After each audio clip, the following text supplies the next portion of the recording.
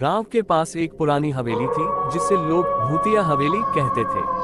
कहते हैं कि वहां रात को डरावनी आवाजें आती थी और कोई भी अंदर जाने की हिम्मत नहीं करता था। एक दिन गांव के 3 दोस्त अर्जुन, विक्रम और रोहित ने तय किया कि वे इस हवेली के रहस्य का पता लगाएंगे। रात को 12 बजे वे टॉर्च लेकर हवेली के पास पहुंचे। हवेली के दरवाजे टूटे हुए थे और अंदर एक गहरी खामोशी थी।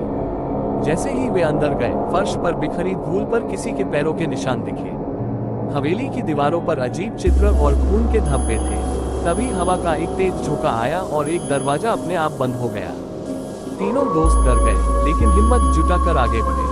अचानक उन्हें एक कमरे से किसी के रोने की आवाज सुनाई दी। रोहित ने धीरे से दरवाजे को खोला। अंदर एक बूढ़ी औरत बैठी थी, सफेद साड़ी में लिपटी हुई। उसकी आंखें खाली और चेहरा भयावह था। बूढ़ी औरत ने ठंडी आवाज में कहा, "मैं यहाँ आकर गलती कर दी। मैं इस हवेली की आत्मा हूँ। सालों पहले मेरे साथ यहाँ विश्वासघात हुआ था। अब हर वो इंसान जो यहाँ आता है, उसे मैं अपनी कैद में रख लेती हूँ।" अर्जुन ने हिम्मत दिखाते हुए पूछा, "हम आपकी मदद कैसे कर सकते हैं?"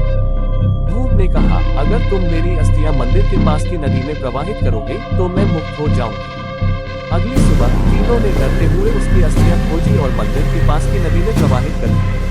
हवेली में अब कोई अजीब घटना नहीं होती, लेकिन गांव के लोग आज भी कहते हैं कि रात में हवेली के पास जाने पर ठंडी हवा और मुस्कुराहट महसूस होती है।